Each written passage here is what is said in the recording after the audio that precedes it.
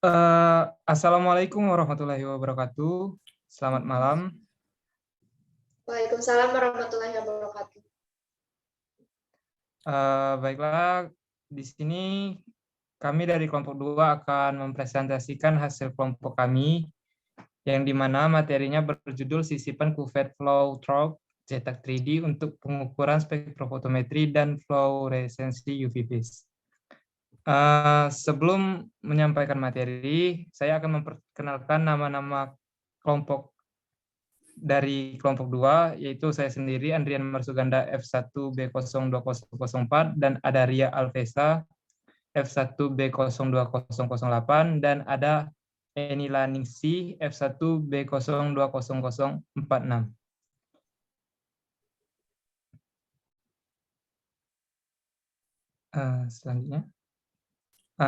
Selanjutnya yaitu penyampaian materi untuk tujuan dan pendahuluan, dan selanjutnya akan disampaikan kepada Ria Alvesa. Kepada Ria kami persilakan.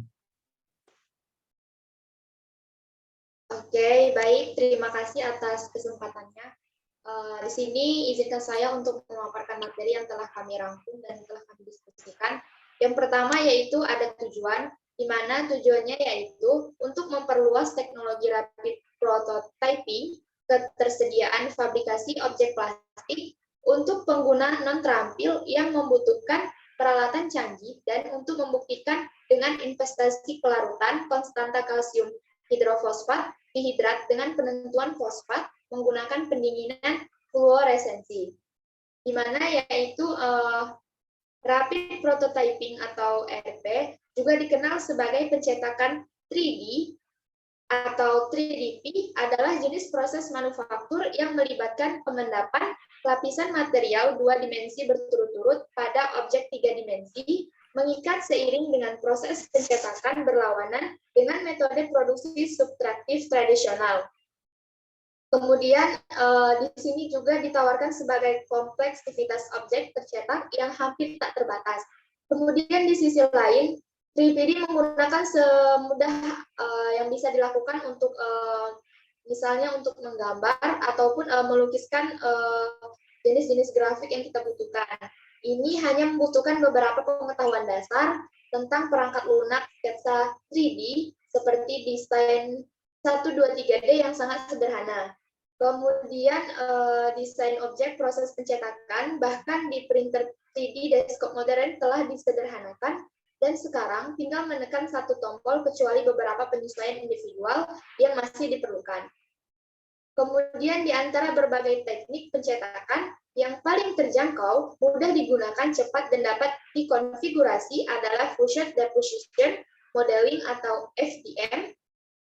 Teknik ini melibatkan penggunaan bahan termoplastik dalam bentuk filamen untuk menggambar lapisan 2 dimensi atau irisan objek satu demi satu untuk membangun objek 3 dimensi. Next. Oke, di antara berbagai teknik deteksi dalam metode aliran, salah satu yang paling sederhana dan paling efektif adalah deteksi berwarna atau fluoresensi dan reaksi atau senyawa yang dipisahkan. Kemudian pengembangan metode khusus untuk memerlukan MANFLOAT khusus untuk metode aliran serta beberapa detektor universal yang dapat diterapkan dalam skema deteksi yang sangat kompleks atau sederhana. Namun, deteksi pada perangkat cetak 3D semacam itu masih menjadi tantangan penggunaan bahan transparan seperti polipropilen atau varian transparan, polilaktida, atau sering bisa disebut PLA, tidak memberikan transparansi spektrat penuh, terutama untuk rentang UV. Sebagian besar deteksi cetak 3D memerlukan penggabungan serat optik yang rumit dalam model cetak atau aplikasi kamera ponsel pintar. Kemudian kapal yang tidak dicetak atau 3D itu sebagai solusi, namun demikian untuk protokol deteksi khusus ada kemungkinan untuk merancang integrasi instrumentasi deteksi yang sangat khusus. Next.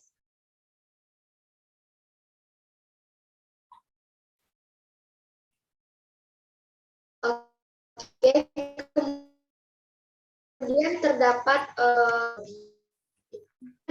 bahan-bahan dan juga metode yang perlu, yaitu yang pertama untuk mencetak bagian karet digunakan printer 3D FDM, detektor, desktop beranggaran rendah yang dibuat oleh Flashforge Cina. Printer ini dirancang untuk menjadi salinan printer FDM desktop kelas premium yang dibuat oleh MakerBot Amerika Serikat sebagai setara dengan replikator 2X.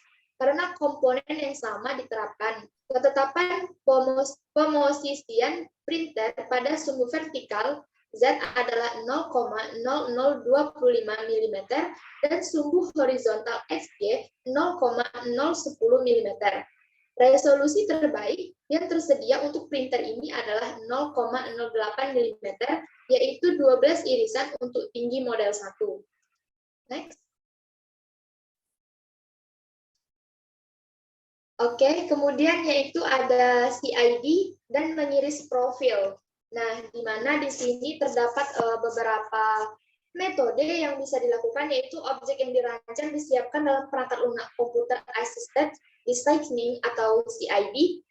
Kemudian desain ini dari Amerika Serikat dengan versi 2214.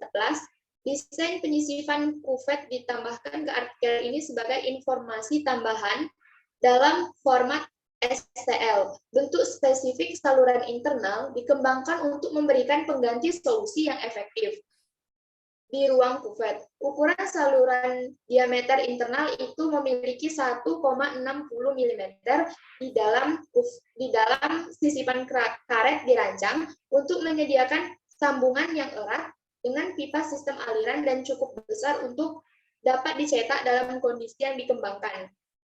Kemudian untuk objek pencetakan 3D sendiri itu disiapkan dengan mengekspor objek digital dari desain 123D ke file STL dan kemudian dibuka di perangkat lunak FlashPrint untuk mengiris dan mencetak. Terus selanjutnya yaitu objek digital itu ditempatkan dan dicetak dalam berbagai posisi. Nah, di mana meja pencetakan dan akhirnya itu diputuskan bahwa hasil terbaik dapat dicapai dalam pengaturan yang di satu sisi. Proses pengirisan itu dilakukan dengan menggunakan alat pengiris yang disematkan dalam FlashPrint.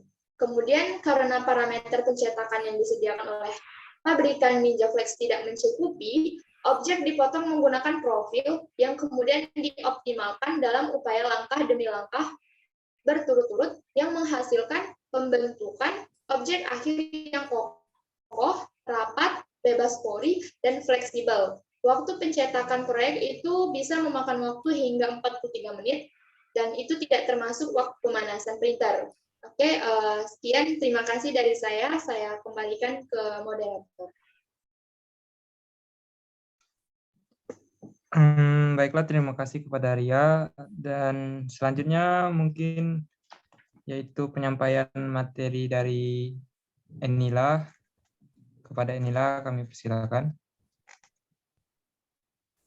Baik, selanjutnya yaitu tentang pengaturan dan pengukuran hybrid. Yang pertama itu ada bagian seperti karet yang dicetak 3D dimasukkan ke dalam kuvet mikro sekali pakai yang transparan secara optik dan tersedia secara komersial. Yang kedua itu ada model kuvet khusus. Model kuvet ini memberikan parameter kualitas tinggi untuk transparansi cahaya dari 220 nanometer hingga 1600 nanometer. Dan volume kerja minimal yang sangat rendah yaitu sekitar 50 liter.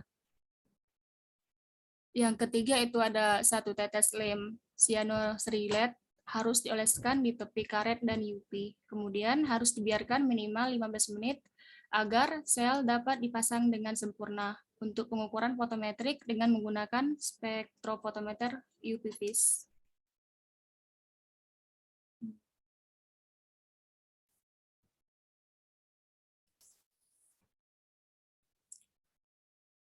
Selanjutnya yaitu ada regen.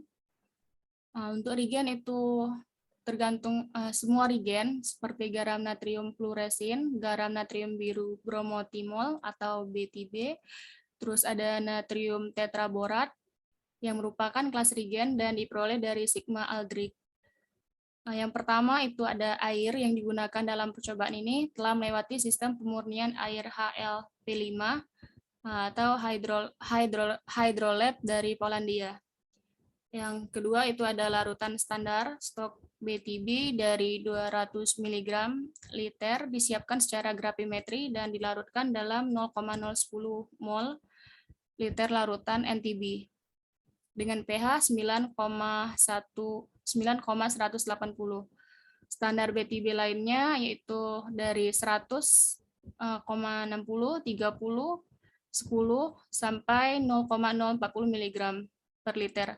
Dibuat dengan mengencerkan larutan stok dengan volume yang sesuai dalam labu ukur menggunakan larutan NTB yang sama. Yang selanjutnya itu ada larutan standar fluoresin dengan stok 200 mg per liter dan 100 sampai 0,27 mg. Dibuat dengan cara yang sama, termasuk pelarut yang digunakan dan disimpan di tempat gelap pada suhu kamar.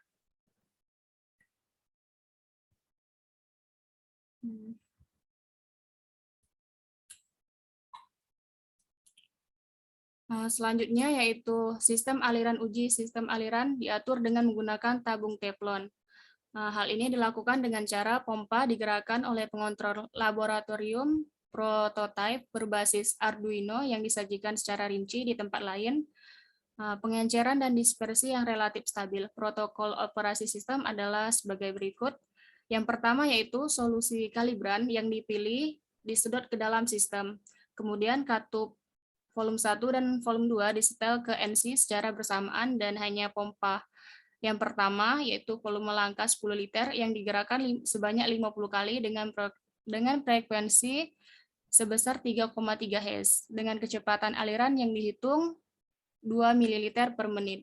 Setelah itu, segmen standar injeksi 200 liter, 20 pukulan pada P pertama dilakukan. Oleh karena itu, pompa bekerja pada kecepatan yang sama seperti selama persiapan awal dan katup volume yang pertama itu dialihkan ke posisi NC selama 20 P1.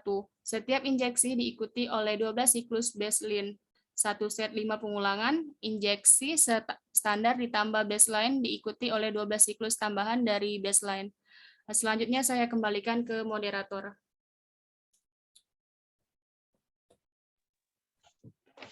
Baiklah, terima kasih kepada Yanila. Selanjutnya, hasil penelitian dan pembahasan. Yang pertama, pengukuran absorbansi. Pengukuran spektrofotometri dilakukan dalam 2 mode operasi kuvet cetak 3D dengan panjang jalur optik 10 dan 2 mm. Rutinitas pengukuran tipikal dalam mode 10 mm standar berturut-turut BTB disajikan. Selain itu, untuk setiap titik kurva kalibrasi, standar deviasi disajikan sebagai bilah kesalahan Y. Sinyal terdaftar terakhir untuk mode 10 mm atau standarnya 200 mg L1 menonjol dari yang lain karena nilai absorbansi yang sangat tinggi. Di luar kisaran spektrofotometer yang digunakan.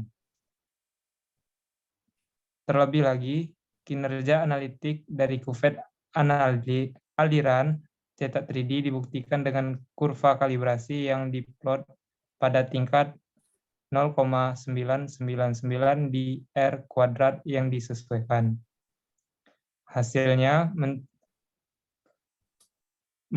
mengingat penggunaan perangkat mikrosolenoid dengan presisi operasi kurang lebih 5% dari nilai normal atau nominalnya. Total volume larutan dalam UV adalah 100 liter atau 50 liter standar dan 50 liter NTB. Perbandingan tersebut disajikan dalam gambar S1. Sensitivitas yang lebih rendah untuk eksperimen aliran adalah hasil dari dispersi yang diperas dalam sistem aliran.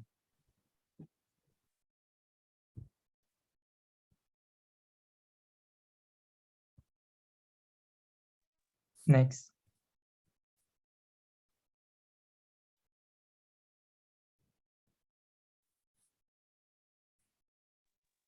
Yang kedua, pengukuran fluorometri. Kegunaan fluorometrik dari kuvet yang dicetak 3D diverifikasi dengan penggunaan fluorometer rata-rata dalam protokol yang persis sama seperti dalam pengukuran fotometrik. Parameter fluorometer diatur untuk memberikan sensitivitas maksimum dan menggunakan seluruh rentang penggunaan perangkat. Parameter instrumen tercantum dalam catatan kaki. Rentang-rentang pengukuran maksimum fluorometer adalah 65.500 hitungan. Pada bagian pertama, kuvet kalibrasi konsentrasi yang terdaftar pada sinyal adalah linier. Dua poin terakhir yaitu 200 dan 100 mg berbeda dari kurva linear yang dipasang. Konsentrasi fluorescein lebih dari 30 mg cukup tinggi untuk mengurangi jalur cahaya dari sumber dan sebagai konsekuensinya. Untuk mengurangi emisi seluruh volume larutan, fluorescein dipilih untuk percobaan ini karena profil spesifiknya dari sifat emisi dan konsentrasi yang menghasilkan fluoresensi maksimum dalam konsentrasi tertentu.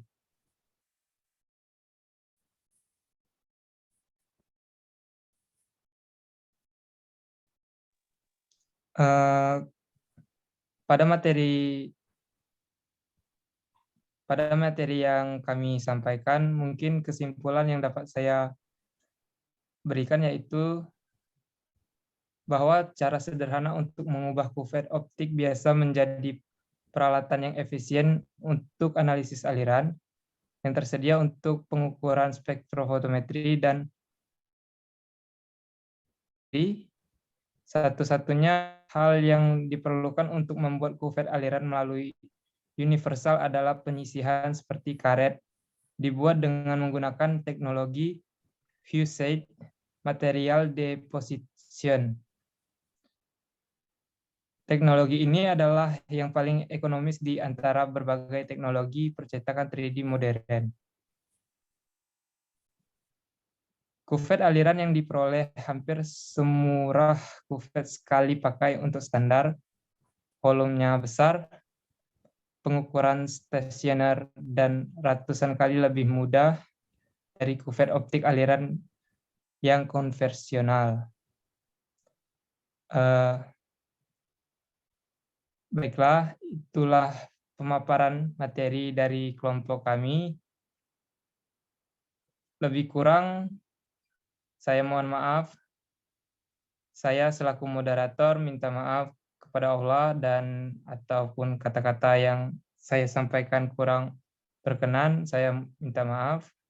Pada Allah saya mohon ampun. Wabillahi taufiq wal hidayah. Wassalamualaikum warahmatullahi wabarakatuh. Waalaikumsalam warahmatullahi wabarakatuh. Terima kasih.